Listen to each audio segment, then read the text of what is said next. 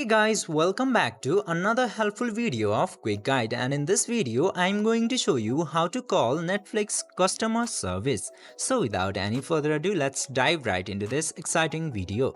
Now, in order to call Netflix customer service, you just simply have to open Netflix application at first, and after opening the Netflix application, simply choose the profile and go to the home section. And from here you just simply have to tap into this My Netflix section, and after going into the My Netflix section, you will see these 3 bars into the top right.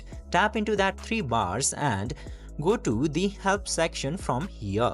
And after going into the help section, you will see this contact Netflix customer service option at the bottom side. Just simply tap to this call option in order to talk with the customer service representative. Just simply tap into that option and click to call now. Following these very easy steps, you can easily call a Netflix customer service representative about your issue.